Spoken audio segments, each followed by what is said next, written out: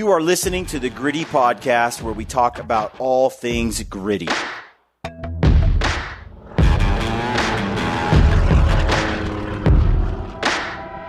Welcome to the Gritty Podcast. I'm your host, Brian Call. I've got Brad Hunt here beside me. Today's podcast is with Joel Turner, our friend. He owns Shot IQ. He owns the Turner Method. Yeah. He was, not too long ago, he was on the Joe Rogan podcast. Yes, he was. Which then really has skyrocketed some of his reach lately. That was fun to talk about. We talked about that on the podcast. I was really interested in hearing how that went. The show was great. If you haven't heard that podcast, go check it out. On this episode, Joel talks to us about the Turner Method. He talks about Shot IQ. He talks about how to execute a controlled shot. Yep. Brad and I are there to talk about our experience with Joel while we were at the Western Hunting Summit, which is where this took place. And speaking of the Western Hunting Summit, if you'd like to go to this event, meet guys like Joel, meet guys like Brian Barney, meet guys like Tom Schneider from Stuck in the Rut, Jason Phelps from Phelps Game Calls. You can go. You can be entered to win if you shop at Stealthy right now and use the code Gritty. You're entered to win a pass, all expenses paid trip to Bozeman, Montana to go to the event, which is very, very cool that Ryan and Hillary are putting that on. So just shop. Every $10 you spend gets you an entry to win to go to the Western Hunting Summit. And you win like a $4,000 prize package as well. I kind of forget about that. You kind of forget about that, but you win all the Peaks gear, equipment. You get a backpack from Initial Ascent, the 8K. So you have your pack, you'll have your gaiters, you'll have your poles, you'll have your teepee, you'll have your 10 days of breakfast and food from the Wild Society, freeze-dried food from those guys, and they're making excellent meals. Even get a day with Ryan Lampers doing some scouting and glassing. Which it'll just be quiet. It'll just be you sitting next to Ryan probably. Won't be a lot of conversation. You'll be talking, Ryan will go, uh-huh. Sure. There's an elk, there's a deer. It's going to be good. So if you want to be entered to win that, just shop at Stealthy. Every $10 gets you entered to win. Yep. Joel Turner is a phenomenal instructor. Yes. And the concept behind his shooting can change your life. Most people that pick up a bow aren't really taught a controlled shot. Right. And if you want to learn what that means, if you don't know, just listen to this podcast, and Joel gets into it and breaks it down.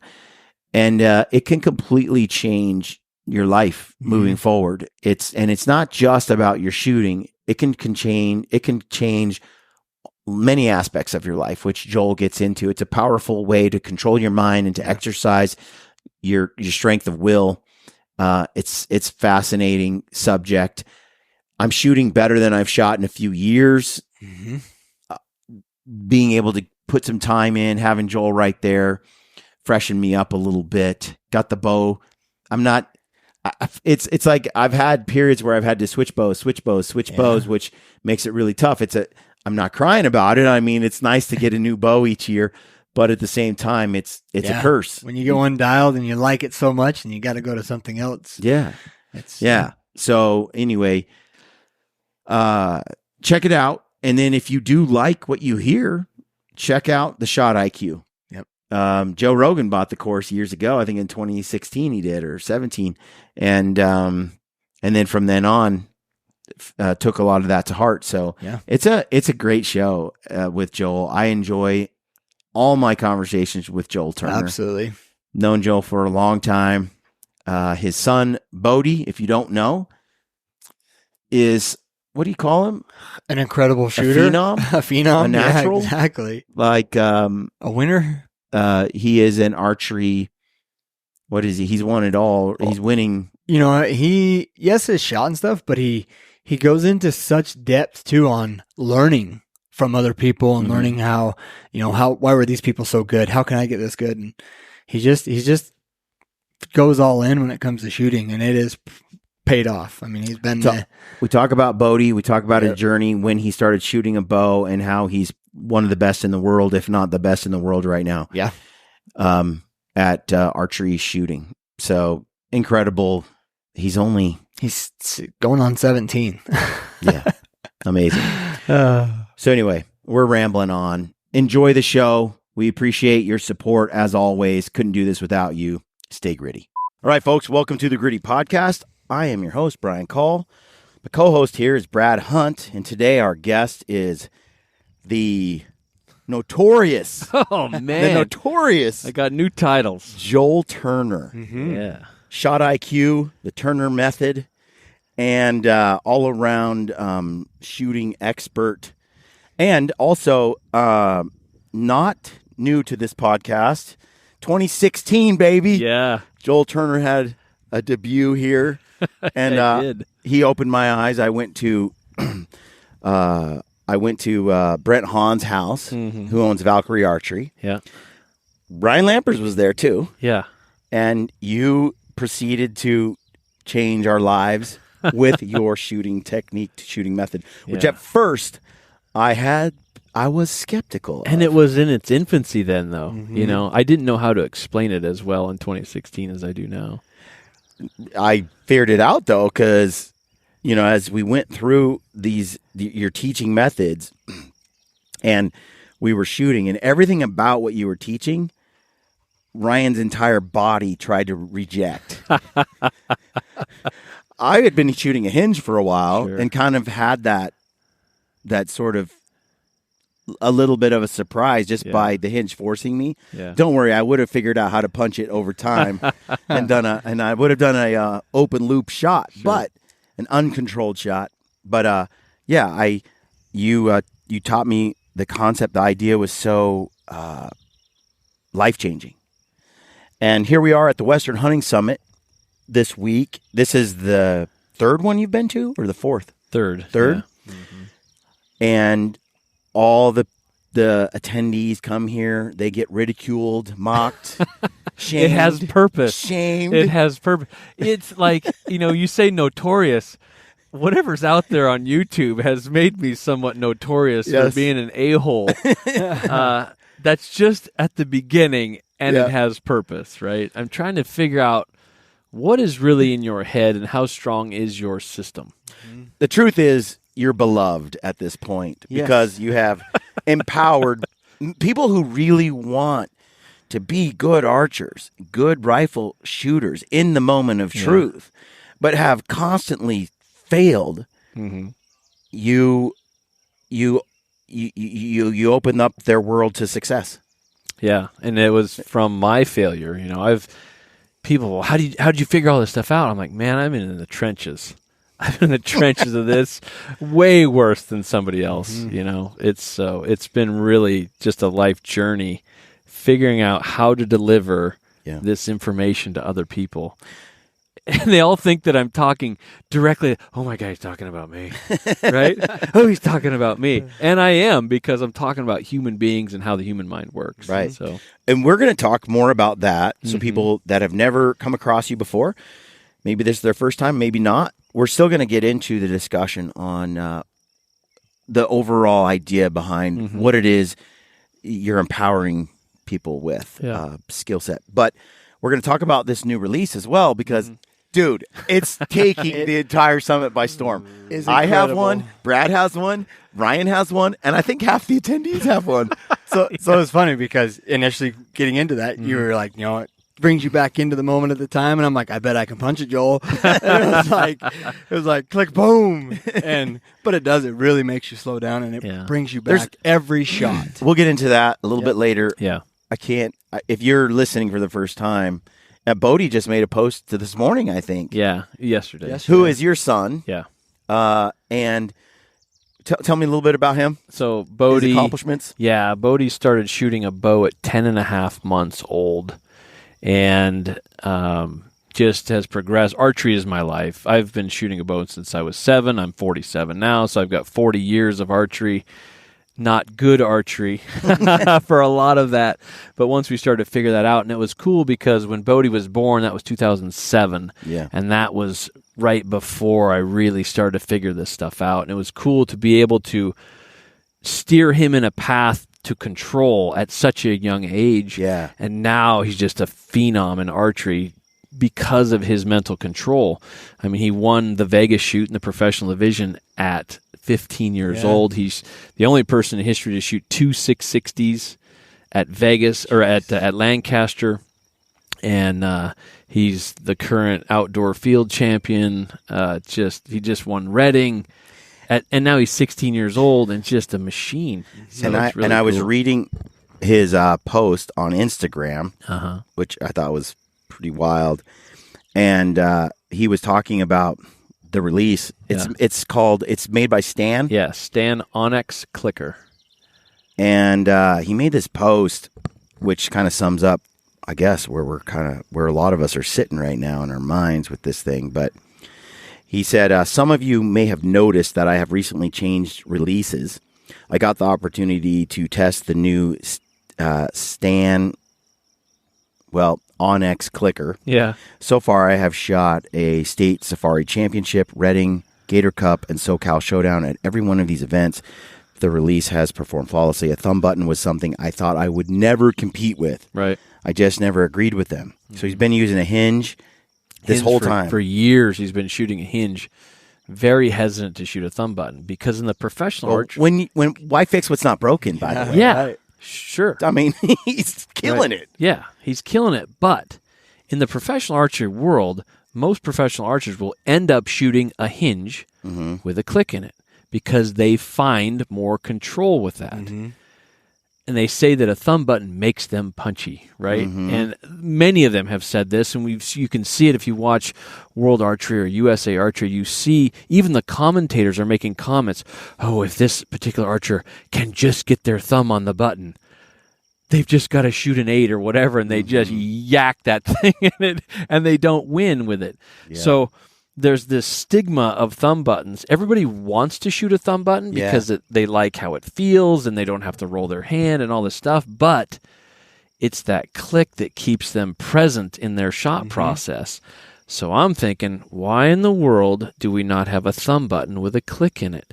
And when we valid thought, right? Because the accuracy potential of a thumb button is probably just right near the top, but it's all about the input, because before on a thumb button, it was very difficult to do single-digit manipulation. Yeah. Like you couldn't just press it with your thumb because you give it just a little bit, right? Yeah. And that's open loop, and that just opens the door for pre-ignition movements and all that stuff. So we were kind of forced to wrap our thumb on it and then do some complex hand stretch, back tension, something that led us to this more bigger movement, controlled movement, but it's a bigger input into the shot.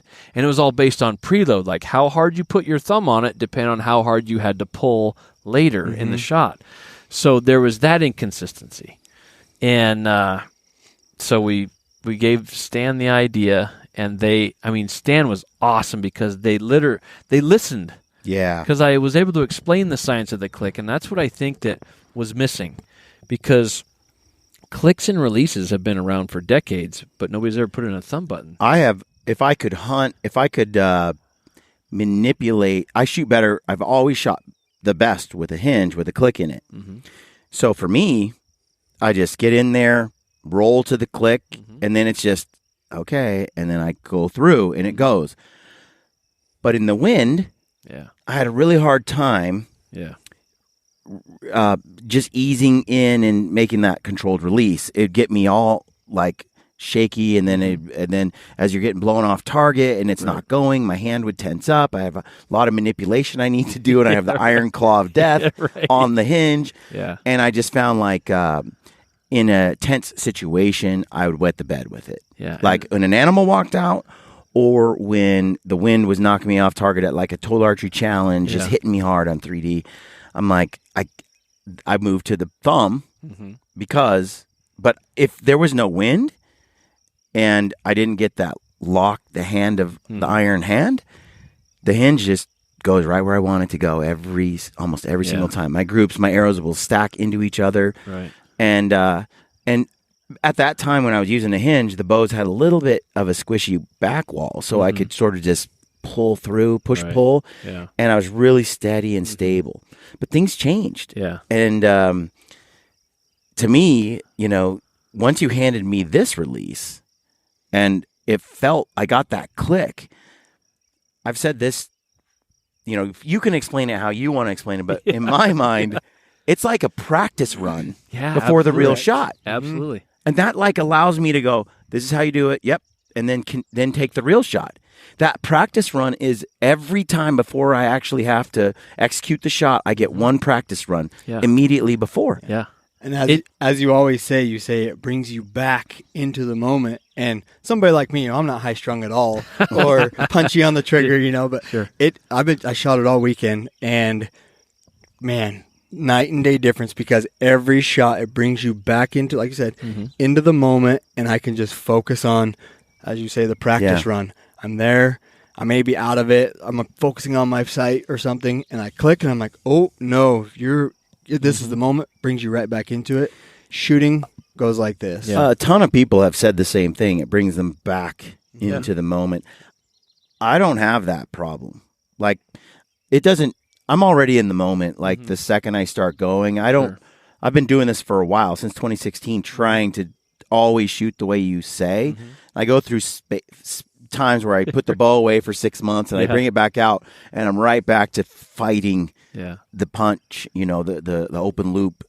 But a lot of people that are really pretty quick to punch it. Yeah. The click is like, it's the big slap in the face. Did you see when you were showing one of the attendees, and every time it clicked, there was like a body shudder, like every time, like a flinch. Yeah. And people are afraid of that, right? But we got to learn to use it. Like, we've used this click and a hinge for decades, but it was even taught in a manner that caused anxiety to the click because it was always a surprise when it was going to click. I mean, I've asked some of the top level professionals, where do you click the hinge? Oh, I don't know. Sometimes it clicks when I get to anchor. Sometimes it clicks when I'm aiming. Why would you do that? Let's just make it consistent. So we've always taught a very specific way, and it was kind of the antithesis of how it was taught in the past. In the past, it was taught as you draw back, and as soon as you get an anchor, it should click as a form check. Oh. Right? So it would click, and then you're in the right pressures and all that, but then you have to organize your aim and tensions, and then it was always taught to pull. I never used it like that, but I can see how... Well, that's because we got a hold of you early, right? So what I've always taught is draw back and aim first, then a conscious movement, a conscious rolling of the hinge to the click. Yep. Then, here I go, make that decision to increase your presence right before you concentrate on the final shot activation movement. But it's a lot of stuff, and people are afraid to punch themselves in the face with a hinge and all kinds of things. So I'm like, why do we not have this in a thumb button? Okay. Yeah. And so that's when we put it in that thumb button. So now we've got all the attributes of this click and this practice movement. It's setting up a motor program. When you do any movement, you're sending a motor program down a neural pathway. So if I've got this release, when I press it to the click, I've just sent a motor program down a neural pathway. That is my practice mode. There's no consequence. You've told your body to do something. Right. And then you've done the movement. Yeah, consciously. I am consciously moving to the click. Well, if I'm consciously moving to the click, I can't be consciously in the aim anymore. So I've just literally pulled myself out of the aim, where your conscious mind can't help you anyways, right? Based on the science of visual proprioception. So I draw back and aim, and I don't have to worry about rolling my hand. The smallest input you can put into the release, the more accurate it can be, the more consistent That's it can the be. problem with the hinge. Right. So because you have to usually roll it. And a lot of people still pull on a hinge. And the more nervous I get, the more I can't roll it without big movement. Yeah. People, please stop pulling on a hinge. If you pull on a hinge, you're going to be stuck at 297 on a Vegas face, right? So with this, we draw back and aim, and then we just press your thumb to the click, then make a decision. Here I go. That doubles us down on our presence. And then you just simply do the same motor program again until it fires, right? So we've got a practice mode, right? We practice to the click. Okay, here I go. And then same motor program. So now we can shoot this with single-digit manipulation, the most accurate way that we know. Yeah. If it wasn't the most accurate way to shoot a weapon system, then people would be using back tension to pull rifle triggers. Right? We don't hook in on a rifle trigger and do this, right? we do this. Right. Single digit manipulation keeps the input off the weapon system. So now we can do that. When you have if you're shooting a hinge, you would roll your fingers. Yep. But that's still quite rolling fingers, right? Now we can just we can have all the pulling power we want because we don't have to pull with keeping this thing locked forward. Now we can pull like we do on any thumb button, draw back and aim. Good. Press to the click. Done, right? Yep. Done. Then here I go. Done. Then we just increase that pressure. So for people that are listening, let's back up a little bit. Yeah. Okay. And let's because I know some people aren't following this conversation. Day before yesterday, when we were doing the first leg of the 3D shoot here at the Western Hunting Summit, we were out on the thing, and I was watching fellas in our group who were shooting open loop shots, uncontrolled shots. Yes. Let me kind of give a shot at explaining it, and you can pick up where I leave off. Okay. So for the dummies out there, this is the layman's speech here. When I shoot a controlled shot, I'm at full draw, and I start to manipulate the release to go off, right? And the whole time, I'm letting the pin dance around the target because I can't make it be perfectly still. Right. It's impossible. But like driving a car down the road, keeping it between the lines, it just sort of does it. And so if you just stick the pin there, it's close. It floats. It moves, but you can't hold it perfect. During that phase, it's time for me to start shooting the arrow, work on getting the arrow to fire, right? While it just kind of floats in the vicinity. And then the arrow goes off. It's more or less a surprise. Like I didn't make it go off. I didn't know when it was going to go off for sure. Right. Because that wasn't my goal to time it. Right. I wasn't putting the pin on there and going, there I am. I'm a badass. Punch. Like that's not how I'm shooting when I'm shooting a controlled shot. Instead, it's floating and I'm just squeezing the release. If it's a thumb button, gently, and it's floating and it's floating and it's floating, and I'm going, just stay on target, floating, floating, floating, floating, arrow goes. And it just seems to hit where it's supposed to hit. Yes. The other method is how I used to shoot. Pin on. Right about now, it looks pretty good. Send it. And I punch the trigger. Yeah. And I say this all the time. There are people who can get pretty good at holding steady and punching and I call it picking it and sticking it. Pick and stick. Pick and stick. There's some people who are pretty good at it, but the way that I see it is, let's say you go to a 3D like we were. If you're one of those guys, there's anxiety at every target because you don't know if this time it's actually going to work or not work. Because when you miss as a puncher, as a open loop shooter, you miss big or you hit pretty darn good. It's one of the two. Where with your method, I miss small. That's it. Like I'm always dancing. It's like every target I walk up to, I'm like, let it float. Just execute. And even when I make a bad shot, because the pin wasn't quite on target where I wanted, it's still like in a kill zone. It's still like on the foam. It almost never goes wrong if I just do that, right? So I think when you talk about the thumb button now, the stand with the click in it, the one thing that I've struggled with when I try to execute a controlled shot is when I'm cold and I'm just drawn. I've been hiking around for 7 days with my bow. Haven't been familiar with the movement in the release, how much pressure to give it. And I think some people, like I played basketball, I played different sports. There's some people who seem to walk away from the court, but come back and can shoot 23 free throws perfectly. And other guys need a few days to get figured out again, to get back into the rhythm. Yeah. And not that it's the best equation, like we talked about in terms of, but there's like I lose the feel pretty quick. Yeah. Well, with the thumb button with the click in it, when I come to full draw, I can practice the motion, and And sometimes I put more heat on it, sometimes less, more pressure. I go faster, slower. I don't quite know. Yeah. Especially if it's my first shot of the day. I haven't shot in 3 days. Boom.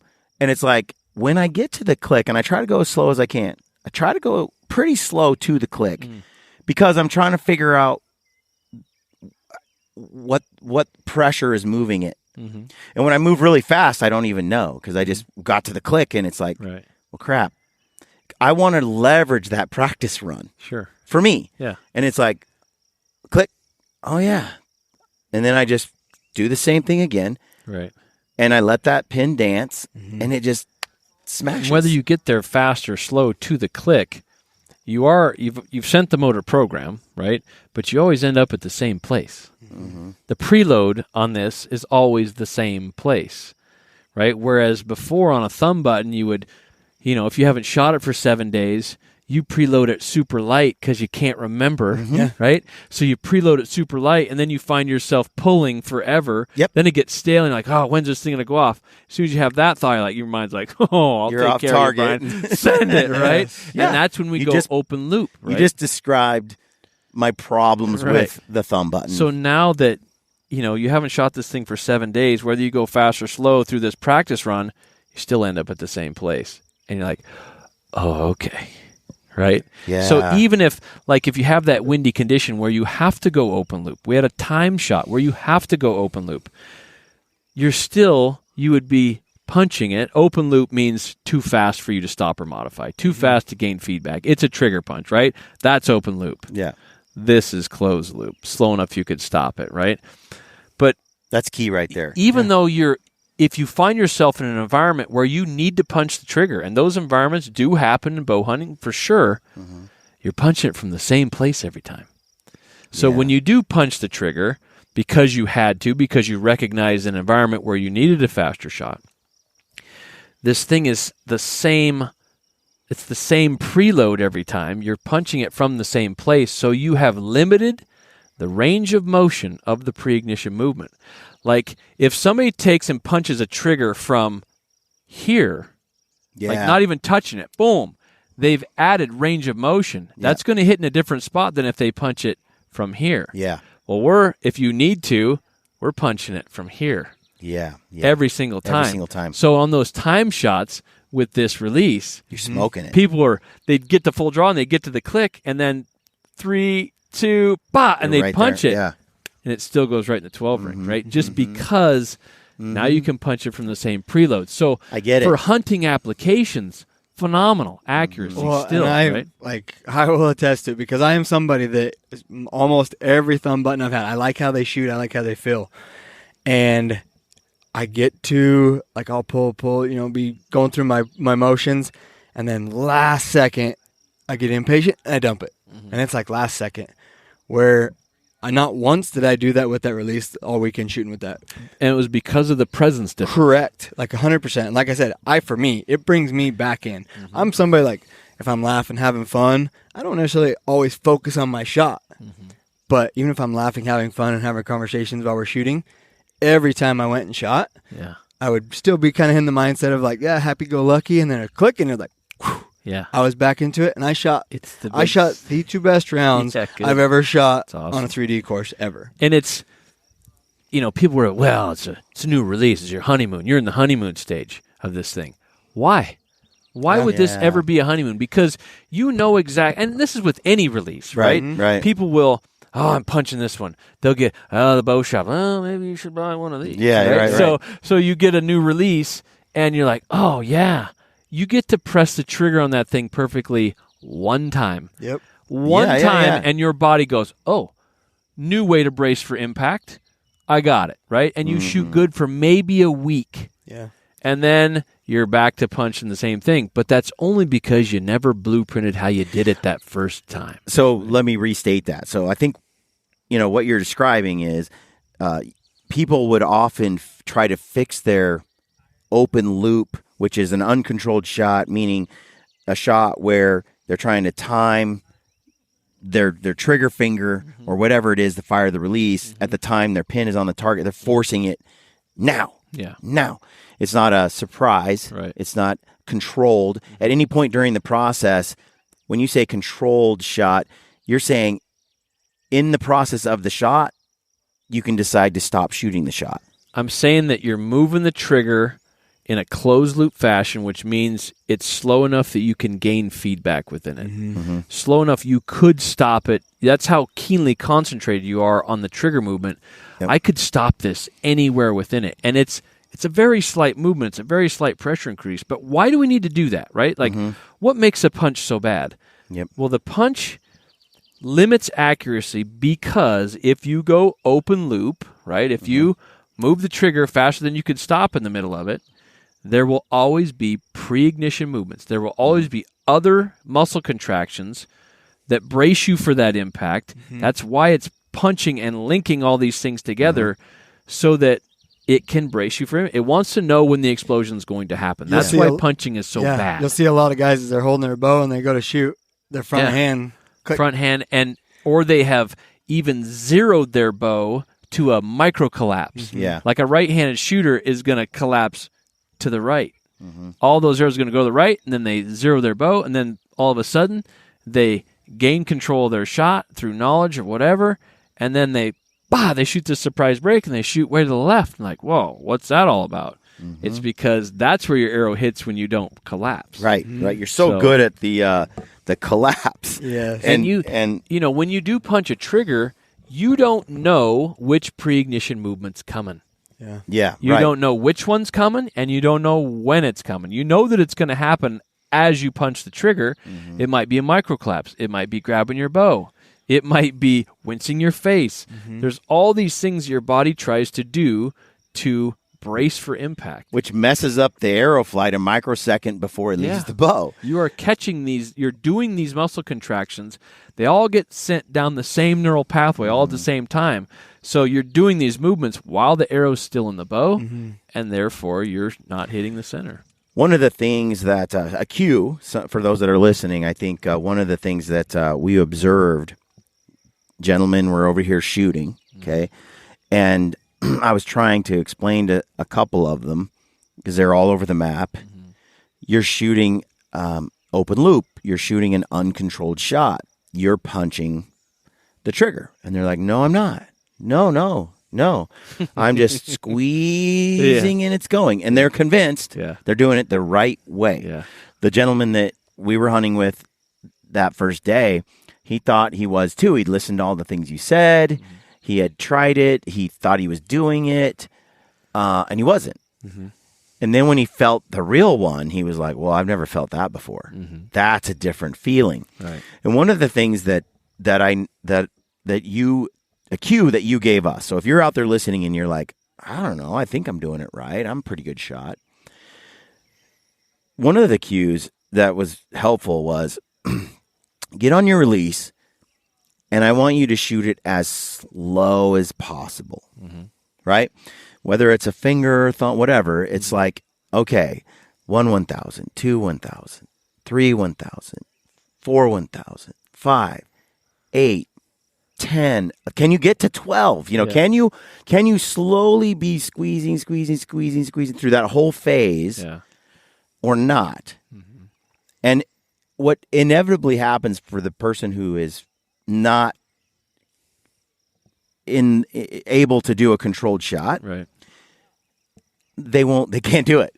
Can't change the time. They can't change the time. When it comes time, they just dump it. They can't stop themselves.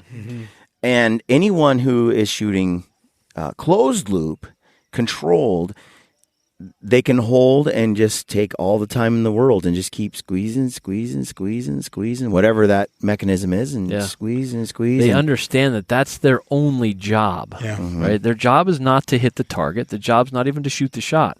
The job is to move the trigger. And that's why I have people that are in control, or if they believe they're in control, like every 10th shot or so, shoot that super long one so that you get the reps of you draw back and aim, run to the click, here I go, squeeze. You're going so slow that you get the thought of, oh, this is taking forever. Yeah. Right? And that's when you'll see, good. And That's when that's when the body, this is taking Shudders. forever. The body shudders a little. And you'll get that body tremor. But because you were moving closed loop, you were able to catch it. Yeah. And you got to get people past that little comfort spot when the brain's going, okay, long enough. And it gives it that just a little punch. Mm-hmm. And a little punch is the same as a big punch if you've limited the range of motion. So it's very interesting to have people do that, because if you're truly going closed loop, it's a no-brainer. Well, and it's a different every mindset. Every shot can tend to have depending on the wind and variables and how long, how much you drift a little bit off target. Every shot can have sort of a different release time. It's not like it's on the 3-second mark every single time for me. And when we were filming some guys, we're like, just try to make it last longer. And their way of lasting longer was not to touch the trigger. Yeah. Then as soon as they touched it, it was 1,000, 2,000 gone. Yeah. Every time. They were incapable, it seemed, of not within 2 seconds of touching the trigger, sending that arrow downfield. Yep. Well, that is eye-opening for somebody when you film them like 7 times and you time them. Yeah. Without telling them. And you're like, you shoot within 2 seconds every time, 2.5 seconds. Try to make it to 3 or 4, and they're like, boom, and they can't. Yeah. And then it's an eye-opener to go, wait a minute, I can't control this shot. Yeah. It's autopilot. Yep. Well, and there was twice, so not yesterday, but the day before, the first day we shot the course going up, the wind was blowing on some of those targets, and there were twice that I was able to stop, put the safety back on, the click back on. Oh, you did. And go back into the shot again. So then I had another, as you say, practice on that. So I got 2 practice runs before I had my 2 shots, or my 1 shot. And so my other release, there's no way. Yeah. I would have, hold it, boom. Yeah. Every time, I promise you. Yeah. That's just my mentality. That's my nature, whatever. But I was able to, on both of those targets, draw them back, and I'm going through the process, and I click, and then my wind was like this, and so I clicked it again, got my thumb off, locked it, went back to the process, click, brought me back, and both of those, I'm not kidding, 12. One was on the 1-minute hold, and the other one was on the 70-yard shot. Nice. Yeah, it's one thing about this release that I didn't know was going to be a feature of it. Like when I got the prototype, like when I told the engineer at Stan about this release, or about I need a thumb button with a clicker, here's the science behind it, neural pathways, motor programs, all this stuff, pulling you out of the aiming room. He goes, well, that's a good idea. I said, has it ever been done? He said it's been done but never brought to market because I don't think people knew the science behind it. Yeah, what's the point? So he makes this prototype in 3 hours. He says, I think I can do that on the Onnex platform. I'm like, okay, well, let's make it happen, right? He calls me 3 hours later and says, I got it. I'm like, well, send it. And he sends me this thing. I'm like, this is so close to exactly what I want, right? I mean, he did a few changes to it, with Bodie's input, my input. It was really cool, and some input from some other shooters. And one of the things I tried, so I drew this thing back, and I ran it to the click, right? I ran it to the click, and I took my thumb off, and I went, I wonder if I can reset the click in this thing. So I just reached out while it was full draw, hit that button again, correct, and it resets. You can reset the click in this thing. You don't have to. I mean, you can certainly, if you go to the click and you have to let down, you can certainly just get your thumb off it and let down. No problem. Right. But if you want to reset the click, you can. I'm like, that's added bonus. No joke. That's like a little 2 practice run. Yeah, that's what I'm saying. You can have as many practice runs as you want. There was no joke. And the thing is, you don't have it on that one right now, but you do have it comes with a trainer, a trainer that you can screw in, and you can get through the click and your release without the release actually going off at full draw. And that's on all Stan releases. They come with that trainer. Yeah, I mean, it's pretty mind-blowing when you do get your hand on it, because typically with a thumb button, I've got it hooked way back here, and I'm kind of relaxing my grip. Yeah. Or fairly complex movement. Sort of pulling a little bit, trying to minimize my input on the release. Yeah. And it's pretty touchy. It's pretty hot, so it doesn't take much to make it go off, so I don't have to manipulate my hand a lot and throw me off. This release, it has this little pinky thing at the top. I brought this to Ryan and Brian's attention, because I'm like, man, I was a little crammed, because you want it on the tip of your thumb right there, and I was like, oh, I'm crammed. So I got to looking at it, and I, of course, a typical man, I didn't read the instructions or look at them. So I'm like, hey, this screw looks like I can set that pinky out and forward. Yeah. And because I was like this, and then instantly it brought my hand out, and it Uh-huh. opened up where I could put that right on my thumb. Yeah. I don't. Opened the hand up a lot. I haven't tried it yet. I don't know Yes. if I like it here or any other place yet. So that's fully adjustable, and it comes with a 4-finger attachment. Mm-hmm. Yeah. So Mm. it comes with all kinds of adjustments. Because when I'm not like this, Mhm. like you said, the first time I got it, Yeah. and if you're watching on the video on our YouTube channel, you'll see when I would use my typical hinge, it'd be back here Right. in my Thumb thumb, button. Yeah. Mhm. and then I'd try to pull, but you can see how it would rotate as Yeah. I'm trying to get on the button. Yeah. The whole thing kind of moves. Yeah. There's nothing to keep it in place. Right. I didn't have a 4-finger one. I just Yeah. had like 2. Yeah. And so it would twist when I tried to Right. pull. So unless I pulled kind of straight Mm-hmm. against it, I couldn't get it to go off. I couldn't do what you're saying, which is just press the button. Right. Not effectively. Well, this stand has that pinky area. Beautiful shelf, isn't I it? put it right there. It just like fits perfect. And now when it's like this, I can manipulate the button with precision. Yeah. Like without hardly moving a muscle, Yeah. just like little pressure. So when I get it back, and for me, this has helped me for years. I noticed that when I approached the target or the animal, it was really a live heartbeat that I was going for, where I would sort of pull back with the "I hope this works" kind of feeling, Yeah. right? Like, It's a mystery. this could be my moment, Yeah. maybe, I don't know. Right. And when I started going, shoot it like you mean it, Yeah. like in my head, like shoot this like you mean it. Whether I'm at any target, I always pull back. Like Brad was saying earlier, how he'll be talking, hanging out with everybody, Yeah. jibber jabbering. He'll pull and he'll just be talking and just kind of shoot. Yeah. I stopped doing that years ago. Yeah. I went to shoot it. Every time I draw, I'm like, shoot it like you mean it. I draw with purpose. The original decision. And as soon as I'm there, I'm much better at adopting more of what I take 2016, I took 1 or 2 parts of what you said. 2018, I took a little bit more. 20, I'm like, I don't need all the parts. Like the whole hold it, watch it to keep it. Yeah. Like I could throw 90% of this out. I just need to do the pull. Whatever, right? Yeah. Now it's like, I approach it, I say to myself, shoot it like you mean it, which for me, it just hits. Pull it back. I get there into position. I find the target. I say, pick a spot, hold. Then I start to approach the aiming part of it. And then I say, okay, here I go. Like, it's time. Yeah. And I just start pulling. And then I say, squeeze. And but okay, here I go. My thumb just starts doing it. It just starts doing it. Like before I'd go, squeeze. And it was like I kind of went for it and but when I say, okay, here I go, I literally just start going. Yeah. And it clicks. And I'm like, squeeze, keep going, and then the shot breaks. Decision, right? It's the decisions increase presence.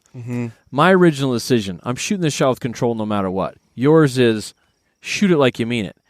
Say something before you draw your bow back. That brings you in the present of the process of the shot instead of BS with your buddies or, oh my God, it's a 7x7 or whatever. You got to pull yourself out of the target because we're all results driven, right? Shoot it like you mean it. Shooting the shot with control no matter what, or just no matter what. Because shoot it like you mean it is a determined statement. Yes. Right? So determination is the first ingredient for controlled shooting. So shoot it like you mean it, then you draw your bow back, right? Your autopilot tries to take it from you at specific moments. That's why the mapping of the decisions was so important, where you make the original decision, shoot it like you mean it, and then as you draw your bow back, if you need to, if you feel it slipping, like if you feel yourself slipping into the target or wherever you find yourself slipping, oh my gosh, everybody's watching me, say something else, right? I'm going to do this right. Whatever. As you draw your bow back, now you're making a decision inside the process. And that will make you present enough to get your aim, right? And that will make you present enough to move to the click, right? And then by that time, you're completely out of the aiming room. Right, Yeah. You've completely pulled yourself out of there. That click has made you present. A big slap in the face of, "Hey, dummy, you're back here now." Yes. And then you double down on that with, "Here I go." That's what I've been doing. I go, the first time I go, okay, here I go, click, okay, here I go. It's like 2 runs of the same thing. It does. I get to the second, like I get the first one, here I go, click, okay, here I go, shot. And it's like, for whatever reason, that first, the way that I can just execute without fear of it going off, it's beautiful. I flow right into the second state. Yep. Whereas before, I didn't know. Am I flowing? Am I flowing? Is it squeezing? It's a mystery, right? All we're doing with the whole Shot IQ system, now with this release as well, is we're removing mystery from the shot. We're removing all the unknowns. Right. You know what you're doing. You're going to say this before you draw your bow. Then you're going to draw your bow back and you're going to aim. Then you're going to move to the click. Then you're going to say, here I go. Then you're going to talk yourself through that movement at the end. There's no mystery there. Yeah. This is what I'm doing. I'm doing this, and this. There's 4 things. No mystery. Well, last year, Let's do Joel, it. was the first year I've heard about it. I heard it on Brian's podcast. Sure.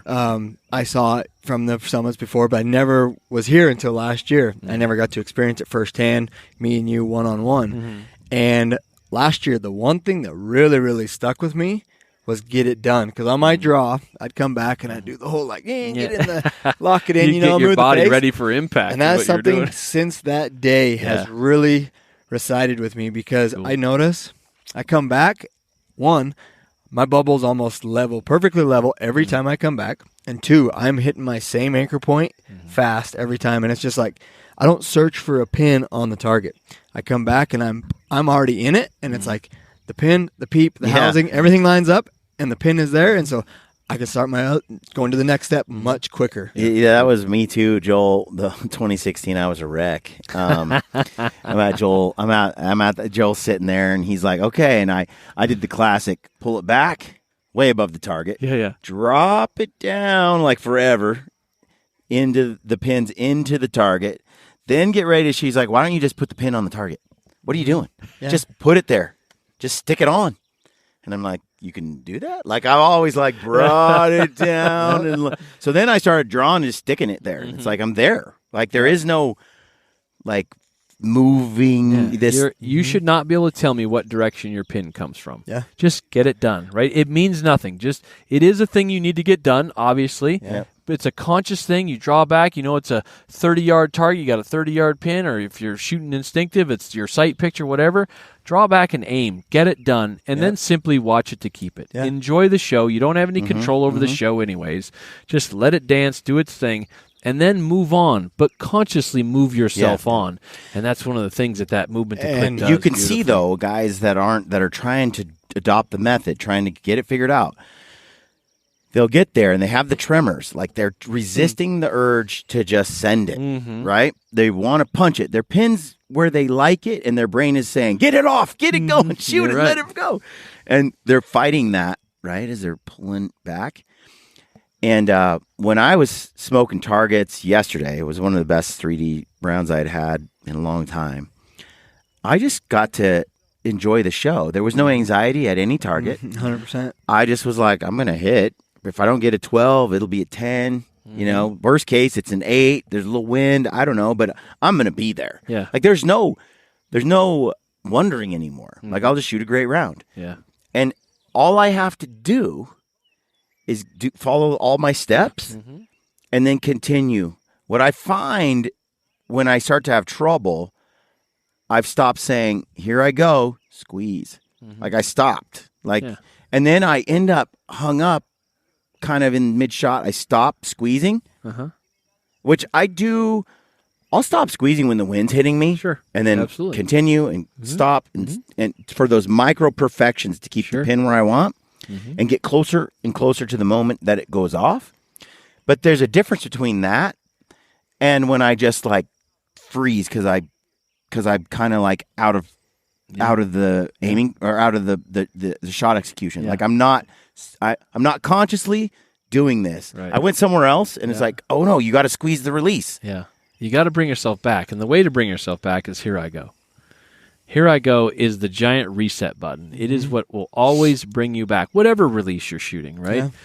When you put that into, in a normal, if it wasn't this release, I would have you draw back and aim. Then you would address the trigger, whatever that trigger is. Maybe it's wrapping your finger around. Maybe it's a hinge to the click. Maybe it's a thumb button to the click. Maybe it's just a thumb button with no click, right? draw back and aim, then you address the trigger as the mechanical separation from the aim, right? So you aim first, then you address the trigger, then is here I go.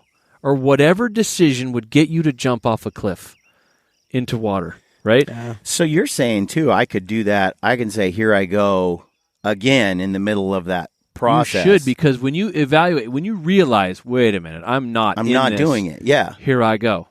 And We then just you need to get better at evaluating really what's going through our head. Because when I'm like, here I go, it just goes. Like I just hold it and I just follow through and it hits. There's not a lot of nerves.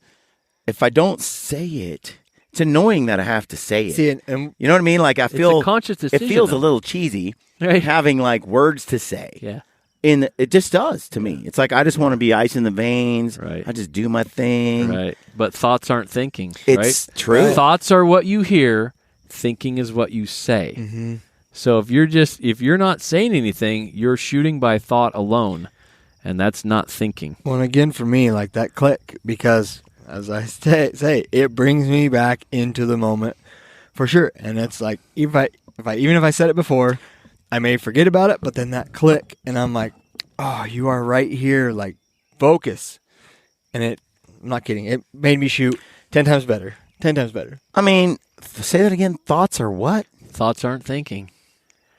Right? Okay. It's a very profound statement. Thoughts aren't thinking. So whenever you are shooting with thoughts alone, you are listening. Define thought. Thought would be anything like, oh, gosh, that's a long ways. I'm really shaky, right? Those are thoughts. Thinking is, here I go. Squeeze, because that's you talking, right? Thoughts are something else talking. You're gonna screw this shot up. Your suck. narrative that you've lived is your thoughts, right? We need to change thoughts into thinking. Again, thoughts are what you hear. Okay. Oh my God, it's a 7x7. Right. Man, I'm going to be a hero if I kill this thing. Those are thoughts.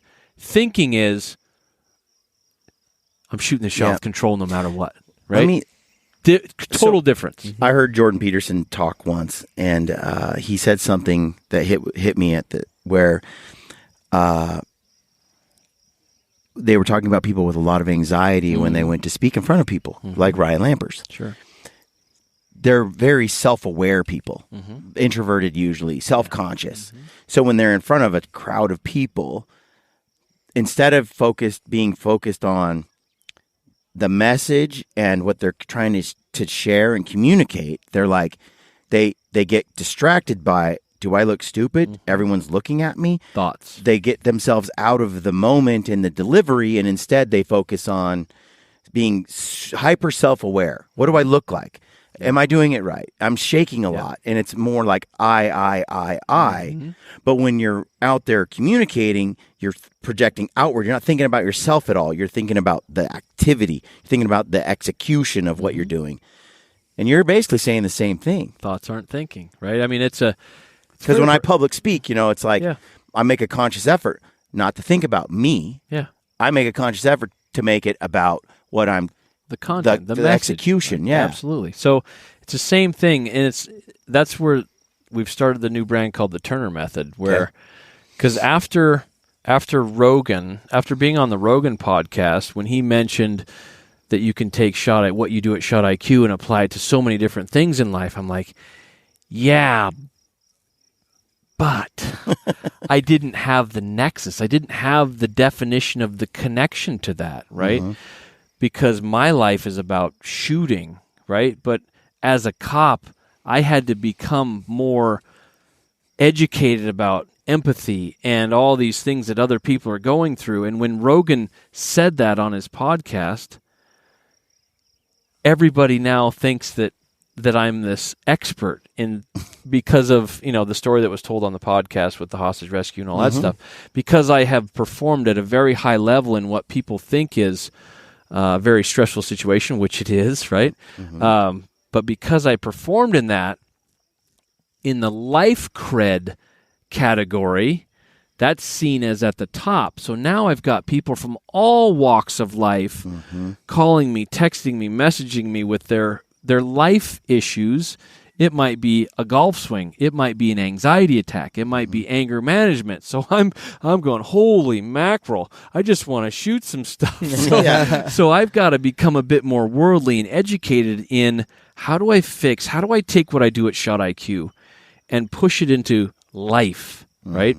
And that's, it was kind of this perfect storm. I had a person ask me about 3 weeks after I was on Rogan, can you define the mental game? Yeah. And I'm like, ooh, that's a good question, because everybody's saying, well, I'm practicing the mental game. I'm working on the mental game. Like define choking under pressure. Yeah. Because that's what you're saying I can help you avoid. Yeah. I can teach you to not do. Right. So which is the epitome of winning and losing in life. Sure. So I thought about it for a second. I'm thinking definition of the mental game, and I had to dive into what we do at Shot IQ, and I'm like, okay, here it is. Here's the definition of the mental game for life. It's knowing when, where, and how to direct your conscious mind into a specific task at a specific moment. Period. End of sentence. Knowing when, where, and how to direct your conscious mind into a specific task at a specific moment. There's a moment of truth in everything that we do. Right. Think about an anxiety attack. That person starts to feel that anxiety, which are thoughts, right? That's not thinking. Those are thoughts. It's a fear thought-driven event. Yes. There's a moment of truth when they have to actually think. They got to turn the thoughts that are in their limbic system of their brain, and they got to turn it into thinking at a specific moment. The vehicle is always speech, right? That's how we turn thoughts into thinking. Thoughts are what you hear. Thinking is what you say. Okay? So it's two different things. So we take this mental game equation of knowing when, where, and how to direct your conscious mind into a specific task at a specific moment. So we identify, you take your problem. You identify a specific task, the where of where you're going to put your conscious mind, and then when's the moment of truth? Is it right when you feel the anxiety? Is it when we start to spin out a little bit? Is it in our shot when we're going, oh my gosh, right? And when you're doing all these things, there's these moments of truth. Right. So we figure out where, we figure out when is this moment of truth for this particular problem, and then how is always speech, right? So you take your problem and you plug it into the mental game equation that we call it now, and we understand that thoughts aren't thinking, and when you plug it into this mental game equation, you identify these things, and you understand how to direct your conscious mind through speech. Yep. Then you get the mental game of the solution. Then when you've defined it, you can practice it. People say they're practicing the mental game all the time, but they've never defined it. How in the world do you practice something that you've never defined? So let me throw this out there.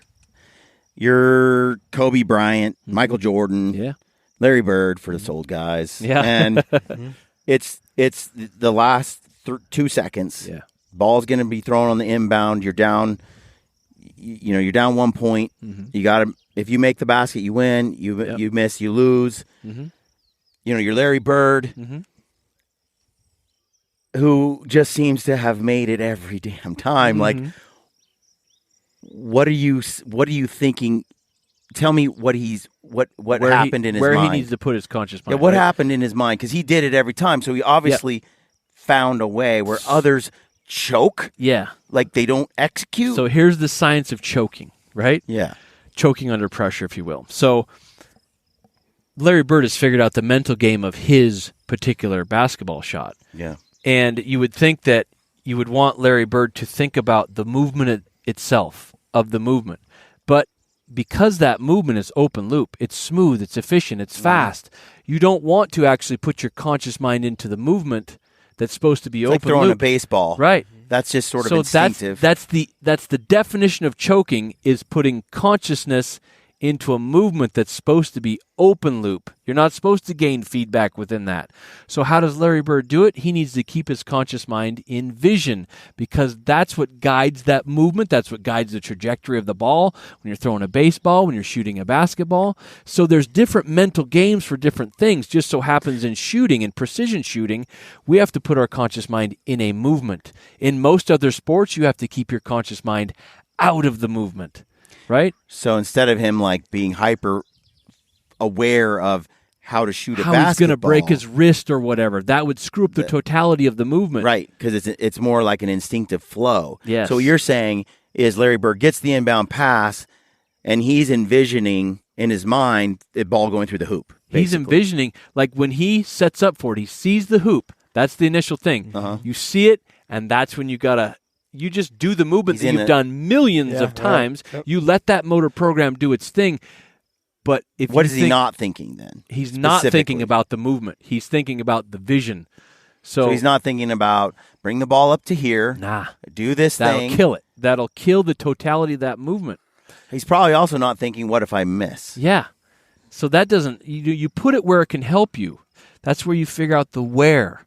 Where can my conscious mind help me in this problem? His problem was, it's the game-winning shot. Think about if that game-winning shot was a free throw. Right? So your basketball player, he gets up there. His routine is to bounce the ball 3 times. He spins the ball in his hands. He shakes his butt a little bit, and then he shoots it. Right? Well, on the game winner, he's like, oh, man, I got to make this one. So I got to make sure that my form is perfect. I got to make sure I break my wrist at this point. I got to hold the ball this specific way. He does the thing, right? He bounces the ball. He spins it. He shakes his butt. He's okay, got to break your wrist. And when you do that, it just goes, right? It's a Charles Barkley golf swing. Right? So in golf, I have so many golf pros that are like, hey, how do we do this in golf? Closed loop on the takeaway on the backswing, open loop on the foreswing. At the top is where you put your conscious mind into wherever it needs to be, which is probably vision on the ball. That's why you pick the dimple on the ball. But if you keep it in the swing, you kill the totality of it. Right. See, the thing about shooting that's so different is, and this is why we all suck at shooting initially, is because we think it's like shooting free throws on the basketball court. Yeah. We think shooting a compound bow, is a rhythm. Right. We think it's like some sort of like flow state, which no doubt when you read about, let's say, a Lakota Indian on a horseback riding buffalo and shooting, there's definitely a flow state in that movement, sort of like shooting a basketball. Yeah. But in the way we're doing it with a compound bow and a release, it's more like a rifle and a trigger at longer range. It's precision. It's closed loop versus open loop. Like if we're shooting these discs that are flying in the air, that's not closed loop. I'm not going. I was the winner of that. Right? Yeah, it was outstanding. But I'm not going to shoot that with Keep pulling. You need to know when your bow is going to go off. So that thing goes up. It's totally driven by vision. Yeah. So if you just keep your eye, see it before that thing comes out, or when it comes out, see it. Boom, and that'll put your conscious mind in vision. Yeah, it's like shotgun. You just move. Absolutely. You're just going with you just follow through everything. As soon as you think about your swing, you stop your swing. Yeah. Right? So these mental games, there's a mental game for everything that we do. It's all different. So understanding the definition of the mental game equation and being able to plug your problem, and you're like, okay, this is what I need to practice. So they want us to get over to that other podcast. I will say this, not just because you're here, but Joel, you changed my shooting life. Cool. Not even joking. That's what I'm here for. The way I control my shot, the way I shoot my shot, I go through my process, Cool. The 30-year-old Brad is not the 34-year-old shooting Brad. I promise you. Good. I promise you that. Good. That's awesome. I like how that impact is what I'm seeking. Right. Yep. Yeah, it's been phenomenal. There's so much more I want to talk about. I asked you yesterday how the Joe Rogan interview came to be. Yeah. It came to be because of you. No. I did. I helped introduce Joe Rogan to you through the podcast we did in 2016. Right. But so much. He would have found you anyway, Joel. He would have. I don't know, but I appreciate it. But what I want to say is, Joe changed my life when he came on my podcast. I went from being like a part-time podcaster to a full-time podcaster in less than a week. Yeah. And I quit my job, which I didn't think maybe I would ever quit. Yeah. And then went full into this just because of the immediate exposure that it granted me and the growth that I was able to get from that day forward. And I can only imagine how that was for you. Yeah. So grateful to have that opportunity to be on that show and tell my story, and just it's been very impactful to me. So it's really because now I can reach more people, and it's opened up this whole new brand, and just I'm going to have massive impact now. It's going to be good. If people haven't listened to that podcast with Joel on Joe Rogan, you should go and check it out. And Joel, if people want to get in touch with you, say they want, what's your recommendation for people out there? Step one, to figure out what it is that you've got available to them to change their. So shotiq.com is the website, and on that website you'll find my online courses. And on those online courses, we go through the science of the mind and how it works in shooting, and then how to get yourself out of this mystery realm of controlled shooting. So it's those online courses are available to you. I do live clinics all over the world. Is that course now compared to when Joe listened to my podcast with you? He went and bought the course, right?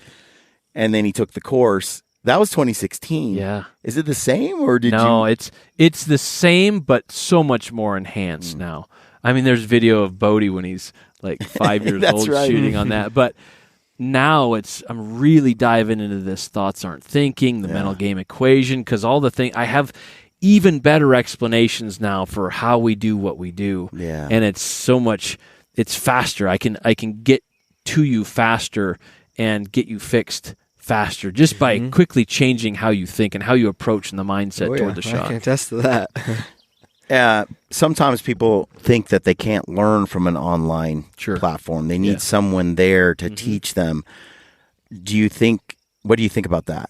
That's true, right? So that's where, there's a list of clinics that I do around the world on the website. It's up in the upper right on the desktop version. It says clinics. Hit that, and it'll show you the schedule of clinics that I am all over the place. So, and how many people have a picture of you on their riser of their bow to just keep them in the conscious moment of I guess this is Joel Turner over my shoulder, heckling, mocking. I insulting. I should sell a sticker, I guess. I haven't needed the sticker, but I promise you, since June of 2022, every time I draw my bow back, Joel freaking Turner's face pops up. And, I bet don't punch it, Brad. Don't punch it, Brad. I bet you if you sold that sticker and we all stuck it on our riser, like every time we shoot, we'd feel guilty. Anytime we did it wrong, you should feel dirty if you go open loop anyway. Just a loser. I mean, I've proven to Joel that I can punch a hinge, his stand release, a thumb button release, but no, you it really punch brings it me all. back. I gave Brad a hinge. Within the third shot, he could just rip it. It was funny. I've never shot a hinge. I've always been like, I don't want to be the guy that punches myself in the face. So Brian's like, okay, here's a string. Do it a couple times. I'm like, I just got to keep it forward. Yeah. Like, okay, cool. Yeah. Locks it on the bow. I'm back. Click, boom. Boom. I'm like, he's like, you punched a hinge. I'm like, well, I mean, I figured it out, I guess. I watch it happen every day. Yeah. But it took me a while to figure out how to punch the hinge and hit with accuracy. Yeah. And even, accuracy, that's not really. Yeah. There's a whole other level that's out there. Yeah. Right? And if you want to see the level, then you watch Bodie shoot. Okay. ShotIQ.com. Yeah. And then the Turner method's not out yet, but it's coming. The website's being built right now. And then online course is coming hopefully by September. We're filming it in late July. And it's going to be awesome. Well, and if they want to go to a clinic, you travel. I'm all around the country. Around the country? Global now. So I did some in Australia this year. So it's been. Well, Joel, really just good. for me, like I was able to shoot with Bodie last year. Yeah. Get some firsthand experience on how he shoots so well. But I love watching him from afar, and I'm sure you're a proud dad. Yeah, for sure. Yep. Well, folks, thanks for tuning in and listening to this show. Check out Joel's class if you haven't. It'll change your life. Joel, appreciate you, brother. Thank you for being on the podcast again. Everybody, stay gritty.